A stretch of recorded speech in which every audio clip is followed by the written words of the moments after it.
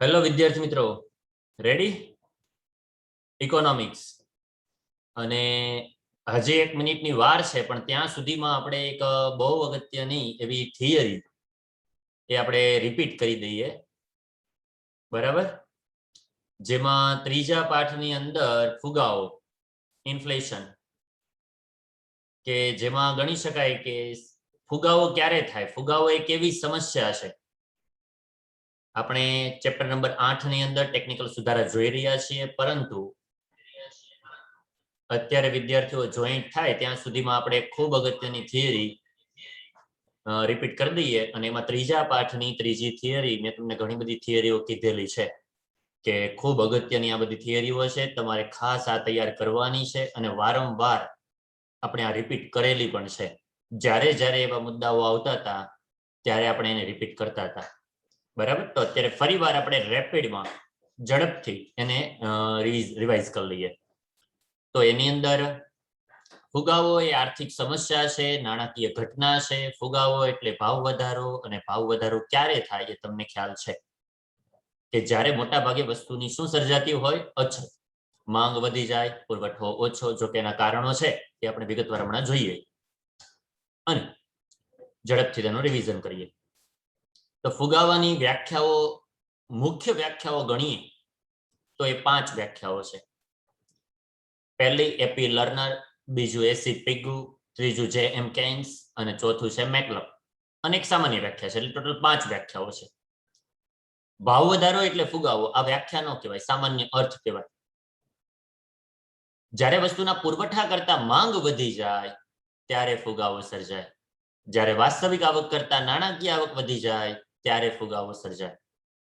અને જ્યારે પૂર્ણ રોજગારીની સ્થિતિ હોય તેમ છતાં પણ લોકોની આવક વધતી જાય ત્યારે ફુગાવો સર્જાય.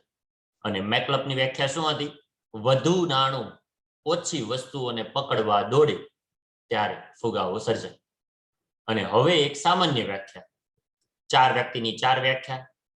એપી લર્નર, પુરવઠા કરતા માંગ વધે. એસી પિગુ, વાસ્તવિક આવક કરતા નાણાકીય આવક વધે. જે એમ કેન્સ, પૂર્ણ રોજગારી હોવા છતાં પણ લોકોની આવક વધતી જાય. અને મેકલપ, વધુ નાણું ઓછી વસ્તુને પકડવા દોડે ત્યારે સર્જાતી સ્થિતિને શું કહેવાય? ફુગાવો. 4 વ્યક્તિની 4 વ્યાખ્યાઓ છે, ને હવે એક વ્યાખ્યા કોમન છે કે સતત અને સર્વગ્રાહી ભાવ વધારાની સ્થિતિ એટલે ફુગાવો. આ કોમન વ્યાખ્યા છે. આ કોમન વ્યાખ્યા જો આપણને આવડતી હોય તો આપણને લક્ષણો બહુ સરળતાથી યાદ રહી જાય. લક્ષણો એના મુખ્ય 4 હતા. ફુગાવાના લક્ષણો જો આપણને કહે તો 4 લક્ષણો છે. ત્રીજા પાઠની અંદર ત્રીજી થિયરી ડાબા પેજ ઉપર 4 લક્ષણો લખેલા છે. જેમાં પહેલું, સતત ભાવ વધે છે. બીજું, દરેક ક્ષેત્રના ભાવ વધે. ખેતી હોય, ઉદ્યોગ હોય, સેવા હોય, દરેક વસ્તુના ભાવ વધે. વિદ્યાર્થી મિત્રો યાદ રાખજો, અમુક વસ્તુના અમુક સમય માટે ભાવ વધે તો એને ફુગાવો કહેવાય નહીં. દરેક વસ્તુના લાંબા સમયગાળા સુધી જો ભાવ વધે ને તો જ એને ફુગાવો કહેવાય. અને સતત ભાવ વધવા જોઈએ લાંબા ગાળા સુધી. અમુક દિવસ ભાવ વધીને પાછા નીચે આવી જાય તો એને ફુગાવો ન કહેવાય, બરાબર? અને ત્રીજું લક્ષણ, પહેલું સતત ભાવ વધે એટલે કે લાંબા ગાળા સુધી ભાવ વધે. બીજું, દરેક ક્ષેત્રના ભાવ વધે, દરેક વસ્તુના ભાવ વધે. ત્રીજું, નાણાંની ખરીદ શક્તિ ઘટે. નાણાંની ખરીદ શક્તિ ઘટે. ભાવ વધારો થાય એટલે નાણાંમાં જે વસ્તુ મળતી હતી એટલા જ નાણાંમાં હવે વસ્તુ ઓછી મળે, એને નાણાંની ખરીદ શક્તિ ઘટેલી કહેવાય. અને ચોથું, એ તો આપણી જેમ કેન્સની વ્યાખ્યા હતી, પૂર્ણ રોજગારીની સ્થિતિ હોવા છતાં પણ લોકોની આવકમાં વધારો થતો જાય. તો પછી નીચે જે મુદ્દાઓ આપેલા હતા, અગત્યના 3 મુદ્દાઓ, તેની અંદર એક મુદ્દો તો આપણે વાત કરી કે ભાઈ અમુક સમય માટે ભાવ વધે, અમુક વસ્તુના ભાવ વધે, એને ફુગાવો ન કહેવાય. ઘણી વખત એવું થાય કે ભાવ વધતા હોય તેમ છતાં પણ સરકાર આવા ભાવને નીચા રાખે, ભાવ સપાટીને દબાવી રાખે. કાયદા દ્વારા કે સબસિડી દ્વારા સરકાર ભાવ સપાટી દબાવી રાખે ત્યારે ભાવ વધતા હોવા છતાં પણ, બરાબર, ભાવ વધે છે પણ સરકાર વધવા દેતી નથી. આમ ફુગાવો છે, પણ કેવો ફુગાવો? દાબેલો ફુગાવો. અને છેલ્લું કે બેકાર સાધનોને કામે લગાડીએ. ઉત્પાદનના 4 સાધનો છે: જમીન, મૂડી, શ્રમ, નિયોજક. આ 4 સાધનોને જો કામે લગાડવામાં આવે, આ 4 સાધનો કામે લાગે, ઉત્પાદન વધે, પુરવઠો વધે, વસ્તુની અછત દૂર થાય, અછત દૂર થતા ભાવ સપાટી નીચે આવે. આમ ફુગાવાને કાબુમાં લઈ શકાય. કિંમત નક્કી કરતા પરિબળો 2 છે: માંગ અને પુરવઠો. તો ફુગાવાના કારણો પણ, કિંમતમાં વધારો થવાના કારણો પણ 2 છે: માંગમાં વધારો, ખર્ચમાં વધારો. માંગમાં વધારો થાય, અછત સર્જાય, ભાવ વધે, તો એને માંગ પ્રેરિત ફુગાવો કહેવાય. અને જો ખર્ચ વધી જાય, ઉત્પાદનનો ખર્ચ, ઉત્પાદનમાં તો ઘણા બધા ખર્ચ હોય. કાચા માલનો ખર્ચો પણ હોય, જમીન મકાનનું ભાડું પણ હોય, શ્રમિકનું વેતન પણ હોય, વાહન વ્યવહારનો ખર્ચો પણ હોય, વીજળીનો ખર્ચ પણ હોય, બળતણનો ખર્ચ પણ હોય, અન્ય બળતણ. આ બધા ખર્ચમાં જ્યારે વધારો થાય ત્યારે પણ ઉત્પાદક દ્વારા ભાવ વધારવામાં આવે અને જે ફુગાવો સર્જાય તેને ખર્ચ પ્રેરિત ફુગાવો કહેવાય. આ માંગ પ્રેરિત ફુગાવો અને ખર્ચ પ્રેરિત ફુગાવો. હવે માંગ વધવાના પણ કારણો છે, ખર્ચ વધવાના પણ કારણો છે અને અન્ય કારણો પણ છે. મુખ્ય કારણો 2 છે ફુગાવાના. પણ ત્રીજું કારણ લેવું હોય તો અન્ય કારણોની અંદર સરકારના કરવેરા સરકાર વધારી દે તો બધી વસ્તુના ભાવ વધી જાય. આયાત થતી વસ્તુની કિંમત વધી જાય તો પણ ભાવ વધે દેશની અંદર. જેમ કે ભારત 70% પેટ્રોલિયમની આયાત કરે છે. અને પેટ્રોલિયમ એવી બાબત છે, એવી વસ્તુ છે, એવું બળતણ છે કે જે વાહન વ્યવહારને અસર કરે. અને વાહન વ્યવહાર એવી એક સેવા છે કે જે દરેક ક્ષેત્રની અંદર તેની જરૂર પડે. બરાબર? તો ત્યારે પણ ભાવ વધતા હોય. અને ત્રીજું, અછત સર્જાય ત્યારે, એ કાચા માલની અછત હોય, વીજળીની અછત હોય, પાણીની અછત હોય, અને ત્યારે તેના ભાવ ઊંચા જાય અને વસ્તુની કિંમત પણ વધારવી પડે. તો એમાં માંગનો પણ કોઈ વાક નથી અને ગણો તો ખર્ચનો પણ વાક નથી. એને ગણવું હોય તો ગણી શકાય ખર્ચમાં કે ભાઈ અછત સર્જાણી એટલે ભાવ વધારો થયો. તો આમ ફુગાવાની ખૂબ અગત્યની થિયરી આપણે જોઈને હવે આપણે મૂળ મુદ્દા ઉપર કે જેની અંદર આપણે 2 ટોપિક જોયેલા. ટેકનોલોજીકલ સુધારા. કૃષિનું ઉત્પાદન વધે તે માટે ટેકનોલોજીકલ સુધારા 6 છે આપણી પાસે. પહેલું સુધારેલા બિયારણ, બીજું રાસાયણિક ખાતર, ત્રીજું સિંચાઈની સગવડ, ચોથું યંત્રો, પાંચમું જંતુનાશક દવાઓ, છઠ્ઠું ભૂમિ પરીક્ષણ. અને એમાંય મેં તમને ખાસ કરીને કીધેલું કે 1966 નું વર્ષ આવે એટલે હરિયાળી ક્રાંતિ એટલે આધુનિક ખેતી, જેની અંદર મુખ્ય 5 સુધારાઓ આવ્યા. છઠ્ઠો સુધારો આપણે એમાં લેવાનો નહીં, ભૂમિ પરીક્ષણ, સોઇલ ટેસ્ટિંગ. 1966 હરિયાળી ક્રાંતિ. ઘણા બધા એવા ખ્યાલો છે કે વિદ્યાર્થી મિત્રો તમારે યાદ રાખવાના થશે. આની સાથે આપણે રિવિઝન પણ જોઈએ જ છીએ. 1990 નું વર્ષ આવે એટલે આપણને ખ્યાલ આવી જાય યુએનડીપી, એચડીઆર ને એચડીઆઈ, હ્યુમન ડેવલપમેન્ટ ઇન્ડેક્સ, માનવ વિકાસ આંક રજૂ થયો. બરાબર? આ રીતે વર્ષ વાઇઝ પણ ઘણી બધી બાબતો છે કે જે તમારે યાદ રાખવાની થાય.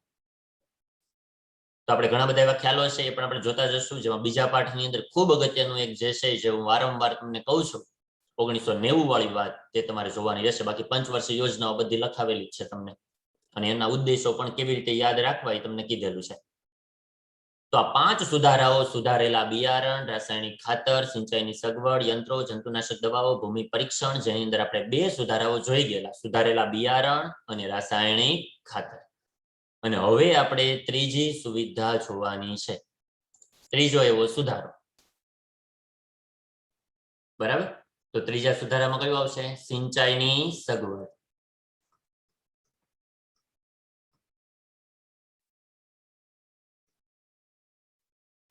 સિંચાઈની સગવડ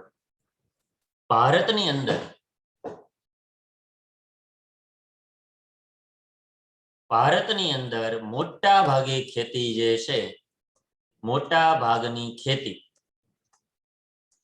તે આકાશી ખેતી છે. યાદ રાખજો, આકાશી ખેતી. આકાશી ખેતી એટલે કે વરસાદ પર આધારિત, વરસાદ આધારિત હોય તે આકાશી ખેતી કહેવાય. આકાશના તત્વો, વરસાદ હોય, હવામાન હોય, તેના ઉપર આધારિત ખેતી હોય ને તેને આકાશી ખેતી કહેવાય. વ્યાખ્યા ભલે ક્યાંય સ્પષ્ટ લખી ન હોય પણ તેમ છતાં આપણે મુખ્ય એની બાબત જે છે તે યાદ રાખવાની. આકાશી ખેતી ખાસ આ વિદ્યાર્થીઓ ટીક માર્ક કરી નાખજો. કે આકાશી ખેતી એટલે વરસાદ ઉપર આધારિત ખેતી, અને આપણને ખ્યાલ છે કે વરસાદ ઉપર આધારિત ખેતી હોય તેની અંદર અનિશ્ચિતતા જોવા મળે છે. આ બાબત ક્યારે આવેલી છે હું તમને યાદ કરાવું. કુદરતી પરિબળો, ગરીબી વાળા પાઠની અંદર ચેપ્ટર 5 ની અંદર ગરીબીની અંદર ગ્રામીણ ગરીબીના જે કારણો હતા તેની અંદર પહેલું કારણ હતું કુદરતી પરિબળો. તેની અંદર આ બાબતો રિપીટ થયેલી છે, ફરી વાર રિપીટ થાય છે. જો કે છઠ્ઠા પાઠની અંદર પણ આવી ગયેલું છે. બરાબર. ખેતી ક્ષેત્રે હરિયાળી ક્રાંતિ આવી નથી, આવી છે તો કેટલા કયા રાજ્યોમાં આવેલી છે? પંજાબ અને હરિયાણા. સિંચાઈની સગવડનો મુદ્દો આપણે જોઈએ છીએ તો કે ભારતના કયા પ્રોબ્લેમ છે એ પહેલા આપણે કહેવા પડે. ભારતની ખેતીની અંદર શા માટે ઉત્પાદકતા નીચી રહી છે? તો ભારતની મોટા ભાગની ખેતી આકાશી ખેતી છે, વરસાદ ઉપર આધારિત છે. વરસાદમાં શું હોય? અનિશ્ચિતતા. વધારે પડે તો પૂર, પાક ધોવાઈ જશે. ઓછો પડશે તો દુષ્કાળ એટલે કે અનાવૃષ્ટિ, તો પણ પાક બળી જશે. આમ અનિશ્ચિતતાની અસર ખેતીના ઉત્પાદન અને ઉત્પાદકતા પર પડે છે. ઉત્પાદકતા એટલે ફરી વાર હું તમને યાદ કરાવું છું કે હેક્ટર દીઠ ઉત્પાદન ને ઉત્પાદકતા કહેવાય. ઉત્પાદન અને ઉત્પાદકતા ઉપર એની અસર પડે, અને જેના પરિણામે નીચી ઉત્પાદકતા અને નીચું ઉત્પાદન રહેશે. કારણ આપણે આકાશી ખેતી શું કામ કરવી પડે છે? કારણ કે પાણીની સુવિધા મુખ્ય છે અને સિંચાઈની સગવડોનો અભાવ છે. સિંચાઈની સગવડોનો શું છે? અભાવ. સિંચાઈનો અભાવ, તેના પરિણામ સ્વરૂપ ભારતના મોટા ભાગના ખેડૂતો છે એ આકાશી ખેતી કરે છે, અને એ વરસાદ ઉપર આધારિત ખેતી હોય, એમાં અનિશ્ચિતતા હોય, જેના કારણે ઉત્પાદકતા નીચું રહેવા પામે છે, અને 12 માસ પાક લઈ શકાતા નથી. જો 12 માસ પાક લેવાય, જો 12 માસ પાણી હોય, ચાલો ભાઈ ખાતર છે, બિયારણ છે, દવાઓ છે, યંત્રો છે, પણ પાણી જ ન હોય તો પાણી ગમે તે રીતે મળી શકે, જેમ કે વરસાદ દ્વારા પણ મળી શકે અને સિંચાઈ દ્વારા પણ મળી શકે, નહેરો કાઢીને. પણ સિંચાઈ નથી, સિંચાઈનો અભાવ.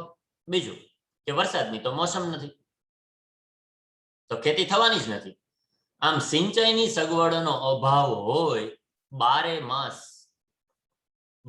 માસ પાક લઈ શકાતા નથી. પાક લઈ શકાતા નથી. અને આપણને ખ્યાલ જ છે કે 12 માસ પાક ન લેવાય ને તો 12 માસ કામ પણ ન મળે. 12 માસ કામ ન મળે ને તો એક પ્રકારની બેરોજગારી જન્મે, મોસમી બેરોજગારી. અમુક મોસમ દરમિયાન ઉનાળાની અંદર હાવ બેઠું રહેવું પડે કામ વગર, તો ત્યારે મોસમી બેરોજગારી જન્મે. તો હવે કરવું શું આની અંદર?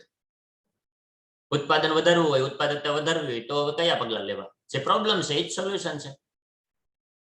સિંચાઈની સગવડ વધારો, સિંચાઈની સુવિધામાં વધારો કરવો. એના માટેનું નિરાકરણ એવું થાય કે સિંચાઈની સુવિધા વધારવી. હવે સિંચાઈની સુવિધામાં કેવી? તો કે મધ્યમ કદની, નાના કદની સિંચાઈ યોજનાઓ અમલમાં મૂકવી. નહેરો દ્વારા, ચેકડેમ દ્વારા, ખેત તલાવડી દ્વારા સિંચાઈ પૂરી પાડી શકાય. આ નાના કદની સિંચાઈ યોજનાઓ. મધ્યમ કદની સિંચાઈ યોજનાઓ થઈ કે જેની અંદર ઓછી જમીનમાં પણ પાક લઈ શકાય અને 12 માસ પાક લઈ શકાય. તે માટે કુવાઓ દ્વારા પણ પિયત કરી શકાય. આ નાના કદની અને મધ્યમ કદની સિંચાઈ યોજનાઓમાં આવે. ચેકડેમ બાંધવા, નદીના પાણીને રોકી રાખવામાં આવે અને એનો ઉપયોગ થાય. એવું જરૂરી નથી કે નહેરો કાઢવીના સરદાર સરોવર જેવી મોટી યોજનાઓ બને, ગામડા સુધી પાણી પહોંચે. તો મધ્યમ અને નાના કદની સિંચાઈ યોજનાઓ વિકસાવવામાં આવે અને તેના પરિણામ સ્વરૂપ ખેતર સુધી પાણી પહોંચે. પ્રધાનમંત્રી કૃષિ સિંચાઈ યોજનાનું સૂત્ર શું હતું? હર ખેત કો પાણી. દરેક ખેતર સુધી પાણી પહોંચે વત્તા ઓછા પ્રમાણમાં, અને આવી સિંચાઈ યોજનાઓ દ્વારા. અને તે માટેના પગલાઓ ભરવામાં આવે. હવે તે માટેની સુવિધાઓ કોણ વિકસાવે? તો એના માટે આ સિંચાઈની સુવિધા વિકસાવવા માટે એવી 2 માળખાકીય સુવિધાઓ વિકસાવવામાં આવેલી, જેમ કે આંતરમાળખાકીય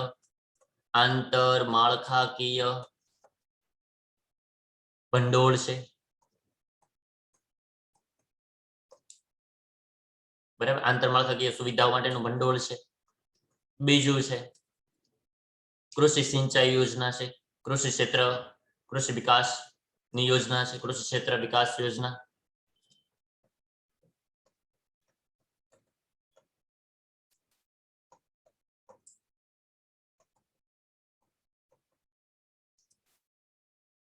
આ આંતરમાળખાકીય ભંડોળ છે એ આંતરમાળખાકીય સુવિધાઓ વિકસાવવા માટે બનાવવામાં આવેલું છે, જે સ્પેશિયલી એના માટે નાણાંની જોગવાઈ થાય.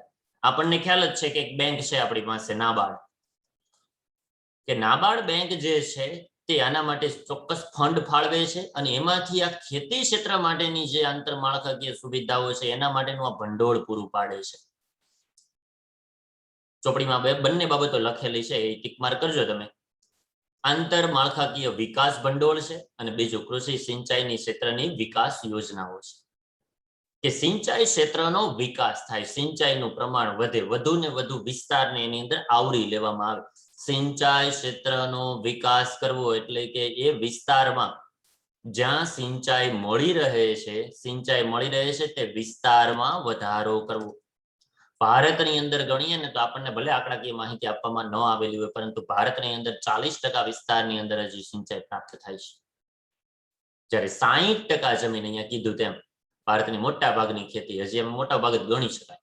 60% ખેતી લાયક જમીન છે તેમાં વરસાદ ઉપર આધારિત ખેતી થાય, એટલે કે મોસમી ખેતી થાય.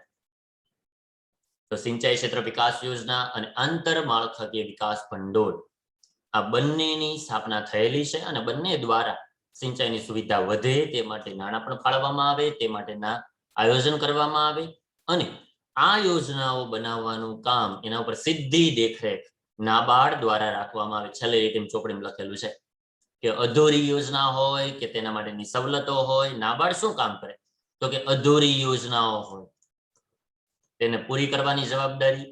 બીજું કે નવી સવલતો વિકસાવવાની ખેતીને જરૂરી હોય તેવી અન્ય સવલતો, અને સાથે આ યોજનાઓ વધુ ને વધુ વિસ્તાર, બરાબર, ત્યાં સુધી પાણી પહોંચે, સિંચાઈની સગવડ પહોંચે અને વધુ ને વધુ વિસ્તાર નવપલ્લવિત થાય, 12 માસ ખેતી થાય, તે માટે ત્યાંને ભંડોળ ફાળવવું. આ બધા જ કાર્યો નાબાર્ડને સોંપવામાં આવ્યા. જેમ નાબાર્ડને કૃષિ સંશોધનનું કામ સોંપેલું છે, એવી રીતે નાબાર્ડને આ સિંચાઈની સુવિધાઓ વધે તે માટેનું પણ કામ સોંપવામાં આવેલું છે. જો આ રીતે સિંચાઈ પહોંચાડી દેવામાં આવે ને તો 12 માસ ખેતી થાય, 12 માસ ખેતી થતા ત્યાં 12 માસ પાક લઈ શકાય, ઉત્પાદન વધે, ઉત્પાદકતા વધે, ગ્રામ્ય વિસ્તારમાં રહેલા લોકોની આવક વધે, આવક વધતા એ લોકો નવા સુધારાઓ લાવે અને સુધારાઓ લાવતા ફરી પાછી ઉત્પાદકતા કેવી થાય, વધે. આમ ત્રીજો સુધારો, પહેલું સુધારેલા બિયારણ, સંકરણ બિયારણ, હાઇબ્રિડ બિયારણ, જે વધુ પાક આપે, ઝડપી પેદાશ આપે, રોગ સામે રક્ષણ આપે, તેના માટે પણ કૃષિ સંશોધન સમિતિઓ હતી, વિશ્વવિદ્યાલયો હતી, રાષ્ટ્રીય બીજ નિગમ હતું. બીજું કે નાઇટ્રોજન, ફોસ્ફેટ ને પોટાશ યુક્ત ખાતર કે જે પણ ઝડપી પાક આપે છે, તો એ સુવિધા પણ છે. બીજો સુધારો ખેડૂતો લાવી શકે રાસાયણિક ખાતરનો. અને ત્રીજી બાબત સિંચાઈની સગવડ. અને ત્યારબાદ જમણા પેજ ઉપર શું આપેલું છે, ચોથો પોઈન્ટ, યંત્રો.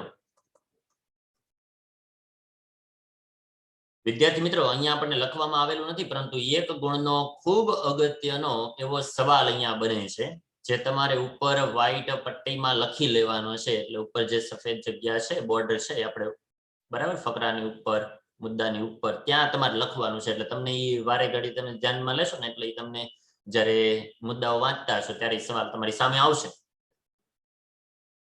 ખેતી ક્ષેત્રે આવો સવાલ પૂછાયેલો છે એક વખત બોર્ડમાં, કે ખેતી ક્ષેત્રે ઝડપનું તત્વ કોણ ઉમેરે છે?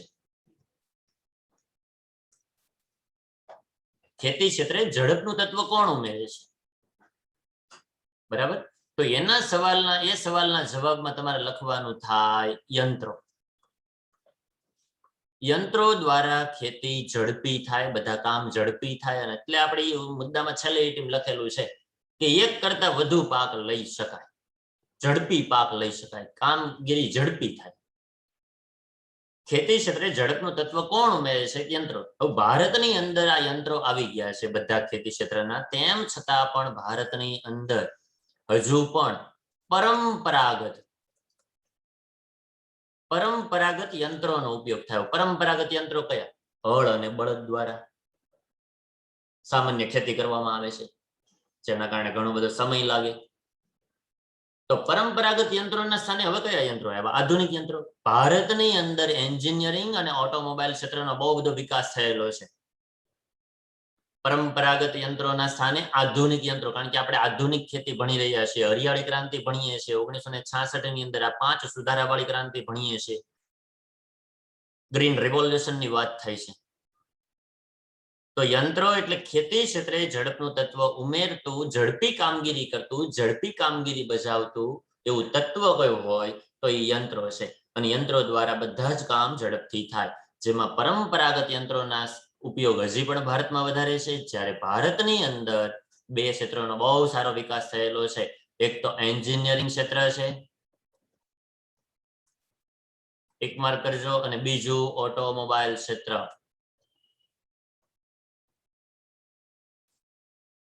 આ 2 ક્ષેત્રોનો ખૂબ સારો વિકાસ થયેલો છે. એટલે કે નવા નવા યંત્રો, નવા નવા સાધનો એ પણ શોધખોળ થાય છે.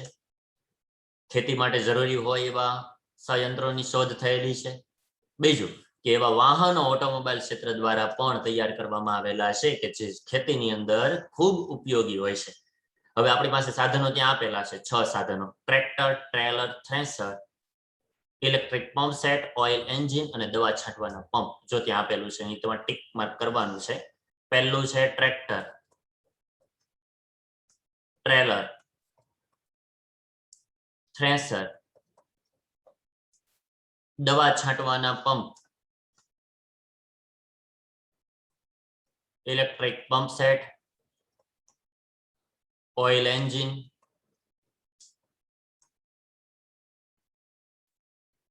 અને ત્યાર પછી દવા છાંટવાના પંપ.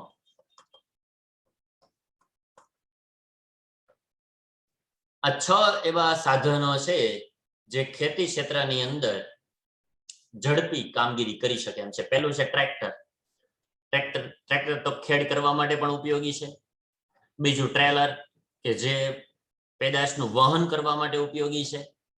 અને થ્રેશર, ખૂબ અગત્યનો એવો 1 માર્કનો સવાલ અહીંયા બને છે કે થ્રેશર એટલે શું? થ્રેશર એટલે કે અનાજના ડુંડામાંથી મુંડામાંથી નહીં, ડુંડામાંથી, અનાજના ડુંડામાંથી દાણા છૂટા પાડવાનું યંત્ર.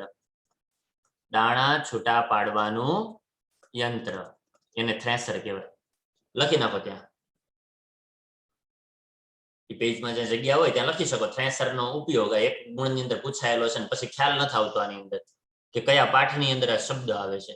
એવા 2-3 સવાલો છે કે એમાં ખ્યાલ નહીં આવે, બરાબર? અને એવો એક સવાલ એટલે થ્રેશરનો ઉપયોગ જણાવો, એક ગુણની અંદર પૂછાય. પહેલો એક ગુણ તો ઉપર બની ગયો છે, જે આની અંદર લખ્યો જ નથી, પણ તેમ છતાં આપણે ઉપર લખી નાખ્યો છે અને પૂછાયેલો છે કે ખેતી ક્ષેત્રે ઝડપી કામગીરી કોણ બજાવે, ઝડપનું તત્વ કોણ ઉમેરે છે? યંત્રો, બરાબર. બીજું કે ભારતની અંદર કયા ક્ષેત્રનો વિકાસ થવાને કારણે ખેતીની અંદર ઝડપ આવી છે? તો કે એન્જિનિયરિંગ અને ઓટોમોબાઈલ્સ દ્વારા અવનવા સાધનો અને વાહનોની શોધ થવાથી ખેતી ક્ષેત્રની અંદર ઝડપી કામગીરી શક્ય બની છે, બરાબર. અને કયા સાધનો આ લોકો દ્વારા, આ ક્ષેત્રો દ્વારા તૈયાર કરવામાં આવ્યા જેને ખેતી ક્ષેત્રની અંદર બહુ સારી કામગીરી, ઝડપી કામગીરી બજાવી? તો કે પહેલું છે ટ્રેક્ટર, ખેતી કરવા માટે બળદની હળની જગ્યાએ, બરાબર. તેમાં પણ એ બધા સાધનો જોઈન્ટ કરવામાં આવે જ છે, પણ બળદની જગ્યાએ ટ્રેક્ટર આવી ગયું છે. ટ્રેલર એટલે ખેત પેદાશનું વહન કરવા માટે ખેતરથી ઘર સુધી અથવા ખેતરથી ડાયરેક્ટ બજાર સુધી. અને થ્રેશરનો ઉપયોગ અનાજના ડુંડામાંથી દાણા છૂટા પાડવાનું યંત્ર. તમે બધા લખી નાખ્યું હશે, હવે લખી નાખ્યું છે અને મારે લખાવું હતું એકવાર, પણ આ બાબત છે ને એ પાઠ પૂરો થાય ને ત્યાં ડાબા પેજ ઉપર પારિભાષિક શબ્દોમાં છેલ્લો શબ્દ છે, જો. કારણ કે હું એકવાર લખાઈ જાય ને તો એ વધુ આપણને પાછું યાદ રહી જાય, કારણ કે આપણે આમ તો લખવાનું હોતું નથી. તો થ્રેસરનો ઉપયોગ એટલે અનાજના ડુંડામાંથી દાણા છૂટા પાડવાનું યંત્ર, એને થ્રેસર કહેવાય. ત્યાર પછી ઇલેક્ટ્રિક પંપ સેટ, જેની અંદર આપણે ઘરે આપણે પાણી ચડાવવા માટેની મોટર હોય છે, તે ઇલેક્ટ્રિક પંપ સેટ જ કહેવાય. એનો પણ ઉપયોગ થાય ખેતરની અંદર પાણી માટે, સિંચાઈ માટે. ઓઇલ એન્જિન, એ પણ કુવાની અંદર ને આપણે ઓઇલ એન્જિનનો ઘણી બધી જગ્યાએ ઉપયોગ થાય. કુવાની અંદર પણ ઉતારવામાં આવે પાણી બહાર ફૂલેચવા માટે, અને ધોરિયા પદ્ધતિ દ્વારા, બરાબર, ખેતીમાં સિંચાઈ. સાથે દવા છાંટવાના પંપ, આ બાબતની આખો મુદ્દો આની પછીનો જ છે, તમે જોતા જશો. જમણા પેજ ઉપર બીજો મુદ્દો ઉપરથી આપેલો છે, તે તમે જોતા હશો. દવા છાંટવાના પંપ, દવાઓ શા માટે જરૂરી છે, જંતુનાશક દવાઓ, એનો મુદ્દો નીચે છે, એટલે આપણે એની ચર્ચા ત્યારે કરીએ. દવા છાંટવાના પંપ પણ તમે જોયા જ હશે, બરાબર. તો આ 6 એવા સાધનો છે કે જેના દ્વારા ખેતી બહુ સરળ બને છે, ખેતી ઝડપી બને છે, વધુ પાક લઈ શકાય છે, એક કરતા વધુ પાક લઈ શકાય, કારણ કે ઝડપી કામગીરી થશે. એ વાવણીની કામગીરી હશે કે લાવણીની કામગીરી હશે, એ કામગીરી જો ઝડપી બનશે તો એક પછી એક પાક લેવાશે, ઝડપથી કામ થશે, શ્રમનો બચાવ થશે, અને નાણાંનો પણ બચાવ થાય. ભલે એક વખત રોકાણ થશે આ બધું, પણ એના કારણે કામ ઘણા બધા સરળ બનતા હોય, ઝડપી બનતા હોય, એટલે અંતે તો એ ફાયદાકારક જ હોય. તો આ બધા યંત્રોનો જો ઉપયોગ કરવામાં આવે તો ખેતી ક્ષેત્રની અંદર વધુ ઉત્પાદન લઈ શકાય, આવક વધારી શકાય, ઉત્પાદકતા પણ વધારી શકાય. જોઈ જાઓ બંને મુદ્દા એક વખત, અને જે મેં વસ્તુ અગત્યની ટીક માર્ક કરેલી છે એ તમારે ખાસ ટીક માર્ક કરવી. પહેલામાં પહેલું આકાશી ખેતી, એની વ્યાખ્યા તમને અહીંયા નીચે બીજી લીટીમાં આપેલી છે. ટૂંકમાં આપણને કોઈ સ્પેશિયલી વ્યાખ્યા નથી, પણ તમારે તો યાદ રાખવાની, વરસાદ ઉપર આધારિત ખેતી એટલે આકાશી ખેતી. જો કે એમાં એવું ઉમેરી શકાય કે આકાશના તત્વો પર આધારિત, જેમાં વરસાદ આવી જાય, હવામાન પણ આવી જાય, એને આકાશી ખેતી કહેવાય. આપણે એક ખેતી પેલા આવેલી છે, પારબ્ધવાદી ખેતી, નસીબના સહારે, ઈશ્વરના ભરોસે ખેતી કરવી, બરાબર, કે જેમાં કોઈ નવા સુધારા લાવવાની કોઈ અભિલાષા ન હોય, જેટલું ઉત્પાદન થાય એમાં સંતોષ માની લેવો. આપણા દેશની અંદર એવી ખેતી થાય છે મોટા ભાગે, જેના કારણે કૃષિનું ઉત્પાદન વધતું નથી, તેની આર્થિક વૃદ્ધિ થતી નથી, આર્થિક વિકાસ થતો નથી, તેમને લોકોની આવક વધતી નથી. બસ ઈશ્વરના ભરોસે ખેતી કરવી, નસીબના સહારે ખેતી કરવી, ઈશ્વર જે આપે છે તે અભાવપણાનો સ્વીકાર કરી લેવો. ઈશ્વર જેટલું એને ધારેલું હશે એટલું ઉત્પાદન આપશે, એટલામાંથી અમે ચલાવી લઈશું, બસ જીવન નિર્વાહ ચાલે એટલામાં ખેતી થઈ જાય, એટલું ઉત્પાદન થઈ જાય એટલે બસ, બરાબર. એટલે એના સ્થાને જો આ બધા સુધારાઓ અપનાવવામાં આવે તો ઉત્પાદકતા વધારી શકાય. સિંચાઈની સુવિધા વધારવા માટે કેવી યોજનાઓ, એના માટેની કામગીરી કોને સોંપવામાં આવી છે, સાથે જેના માટે કઈ કઈ 2 યોજનાઓ ચાલે છે અને તેને કઈ સંસ્થા મદદ કરે છે, તો આપણને ખ્યાલ જ છે. 1982 ની અંદર કઈ આવેલી છે? NABARD, national bank four agriculture and rural development. બીજી પણ બેંક હતી આપણી પાસે, આરઆરબી, રિજનલ રૂરલ બેંક, પ્રાદેશિક ગ્રામીણ બેંકો 1975 ની અંદર. ને ત્યાર પછી હજી એક બેંક હતી, એલડીબી, લેન્ડ ડેવલપમેન્ટ બેંક, એટલે જમીન વિકાસ બેંકો, બરાબર. આ 3 બેંકો એવી છે કે જે ખેતી ક્ષેત્રની અંદર ધિરાણ તો પૂરું પાડે છે, પરંતુ આ 3 બેંકો ખેતી ક્ષેત્રની અંદર સુધારા આવે તે માટેના પ્રયત્નો પણ કરે છે. અને એવો આપણો ચોથો સુધારો એ યંત્રો. તો ઝડપનું તત્વ વાળી વાત ખાસ ટીક માર્ક કરી નાખો ને એકવાર બંને મુદ્દા વાંચી જાઓ, પછી બાકીના 2 નાના મુદ્દાઓ છે એ આપણે જોઈએ.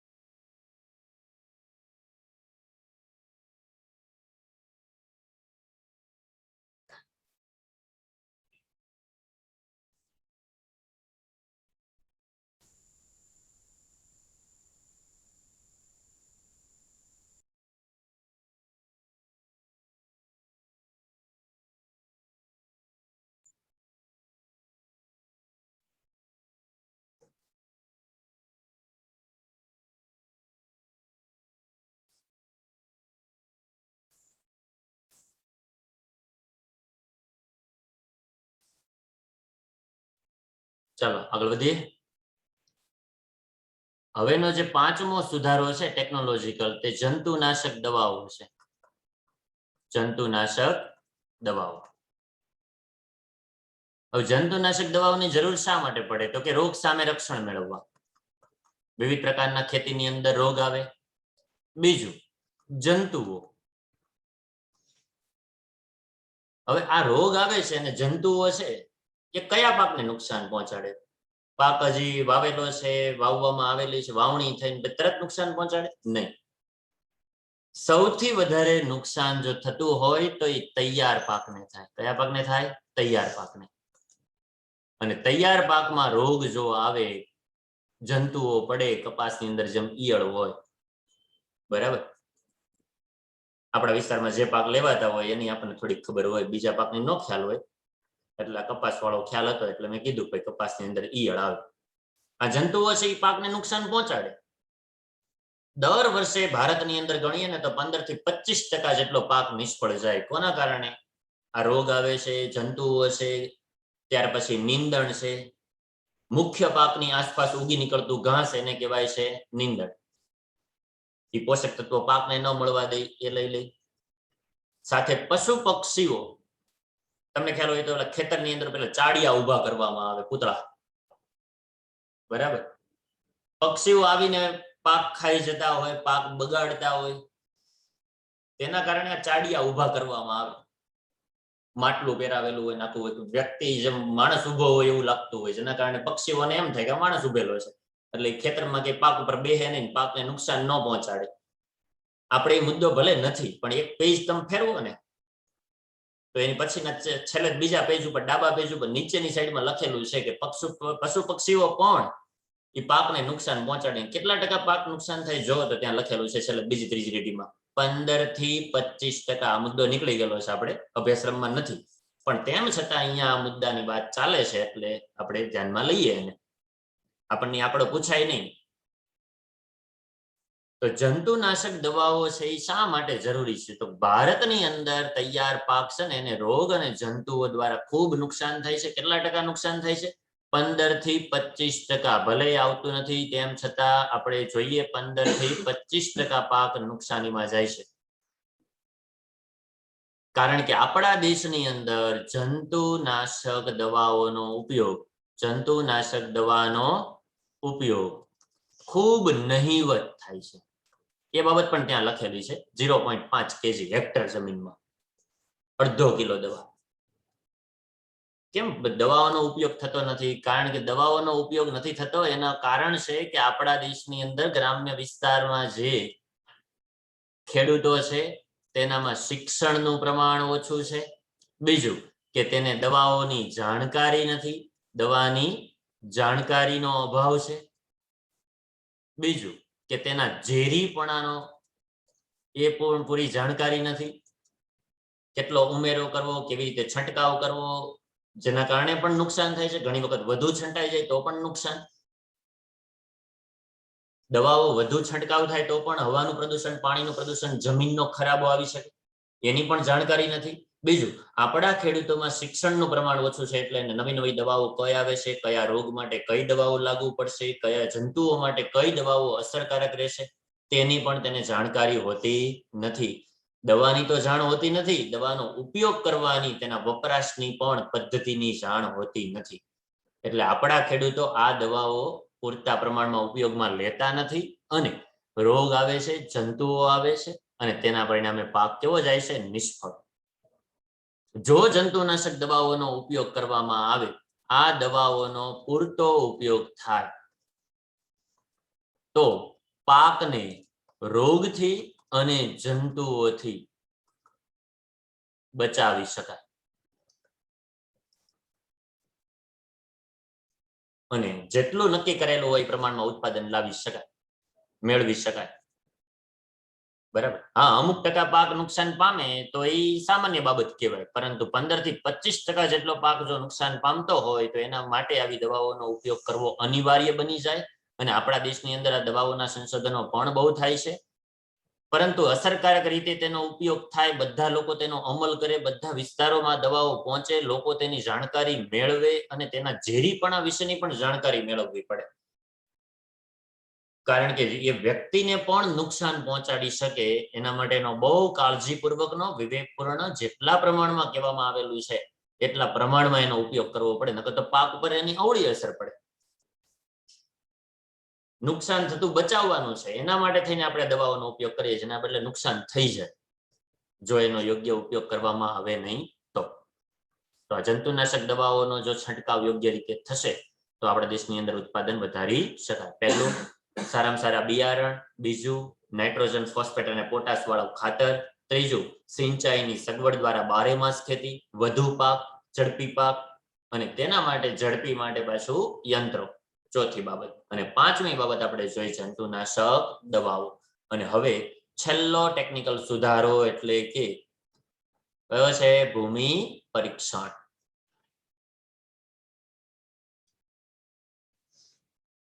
છેલ્લો સુધારો ટેકનોલોજીકલમાં એ છે ભૂમિ પરીક્ષણ, જેને આપણે સોઇલ ટેસ્ટિંગ,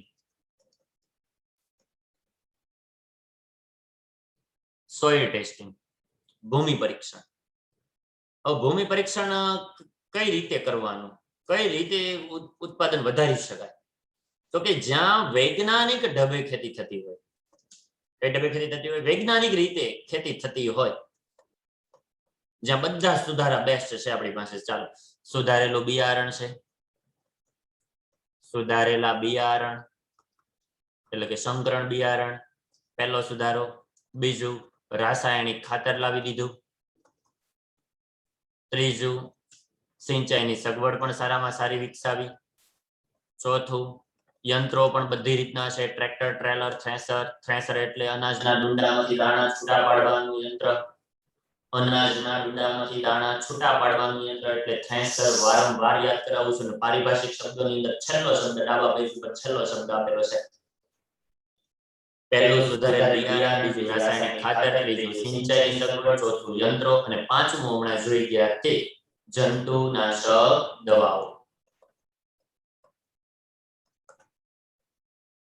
હવે આ 5 સુધારા બેસ્ટ આપણે લાવી દીધા, બરાબર.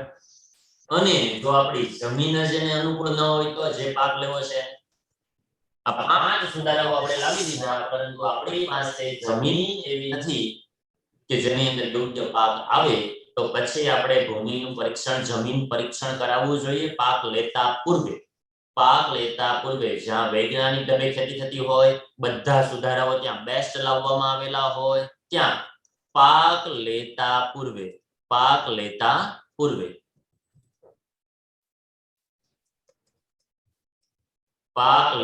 પૂર્વે જમીનનું ચકાસણી કરાવવામાં આવે, તપાસ કરાવવામાં આવે અને જમીનની અંદર કયા તત્વો રહેલા છે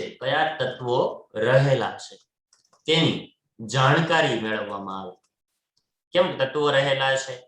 તો કે આપણે જે પાક લેવો છે, બરાબર છે, એને અનુકૂળ હોય એવા તત્વો એની અંદર છે કે નહીં. આપણે ધારી લઈએ કે શેરડીનો પાક લેવો છે, શેરડીના પાકને અનુરૂપ તત્વો છે એ આપણી જમીનમાં છે. આપણી જમીન એવી છે જે એને માફક આવે, જેમાં યોગ્ય પાક લઈ શકાય. આપણે મગફળીનું વાવેતર કરવું છે, આપણે કપાસનું વાવેતર કરવું છે, તો કપાસને માટે કેવી જમીન જોઈએ? કેટલો ભેજ સંગ્રહી શકે તેવી જોઈએ? કારણ કે જમીનના પ્રકારો ઘણા બધા છે. સમાજ વિદ્યાની અંદર, સામાજિક વિજ્ઞાનની અંદર આપણે 9-10 ધોરણની અંદર ભણી ગયા છે. ઘણી બધી પ્રકારની જમીનો છે અને અલગ અલગ પ્રકારની જમીનમાં અલગ અલગ પાક લઈ શકાય. તો પાક લેતા પૂર્વે જમીનની ચકાસણી કરવામાં આવે. જે પાક લેવો છે તેને અનુકૂળ એવા તત્વો એની અંદર છે કે નહીં તેની જાણકારી મેળવવામાં આવે. અને પાક લેતા પૂર્વે જ અહીંયા કીધું તેમ પાક લેતા પૂર્વે જો કોઈ તત્વની જો ઉણપ જણાય તો તેવા તત્વો એમાં પાક લેતા પૂર્વે જ ઉમેરી દેવામાં આવે. અને એવા તત્વો જો ઉમેરવામાં આવે અને ત્યારબાદ જો પાક લેવામાં આવે, પાકનું વાવેતર થાય, તો યોગ્ય પાક લઈ શકાય, યોગ્ય ઉત્પાદન લઈ શકાય અને યોગ્ય ઉત્પાદકતા પણ પ્રાપ્ત કરી શકાય. અને જેટલી અપેક્ષા રાખવામાં આવે એટલો પાક લઈ શકાય. પાક લેતા પૂર્વે જ તે જમીનની માટીની તપાસ કરવામાં આવે કયા તત્વો છે અને કયા તત્વો નથી. આપણે જે પાક વાવવાનો છે એને અનુરૂપ તત્વો છે, જો ન હોય તો ઉમેરો.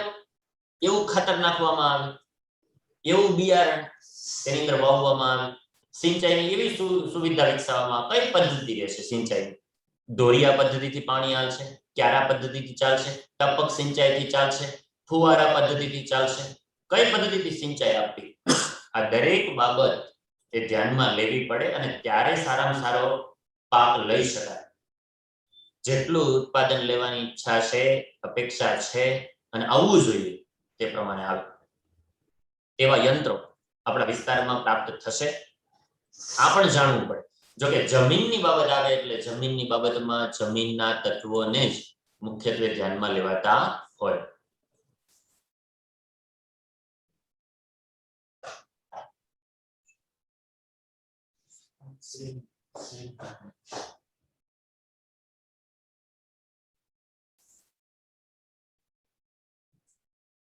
એટલે જમીનમાં કયા પોષક તત્વો રહેલા છે, કયા તત્વો ઉમેરવા પડે એમ છે તે બાબતની જાણકારી મેળવી લઈએ અને ત્યારબાદ પાક લેતા પૂર્વે એ તત્વો જે પણ ઘટે છે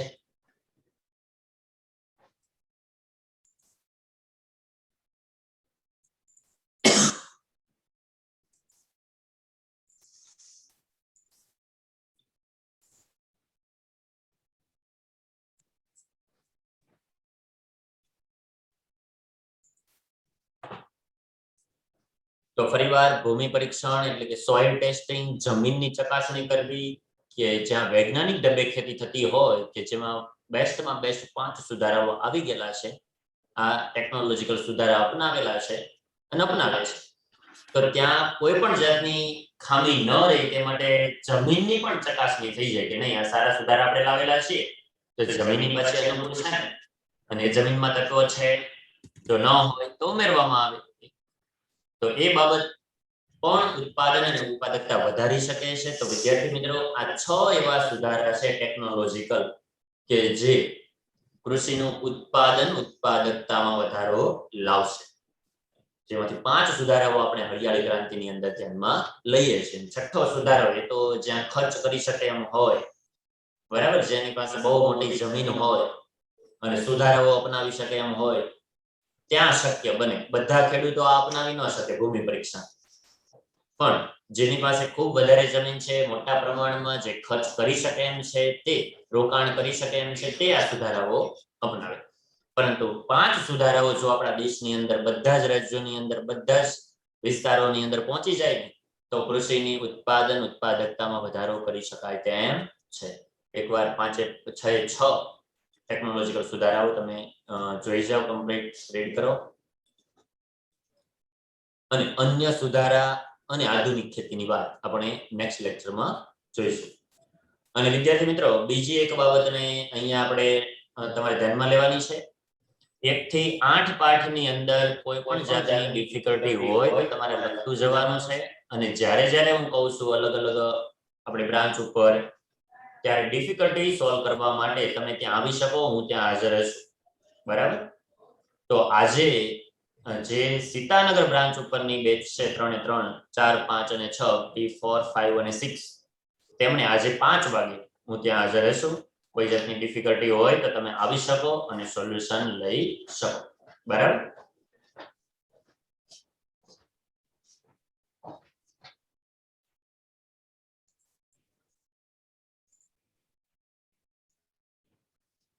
मुझे है ना स्ट्रोक स्टेंसिल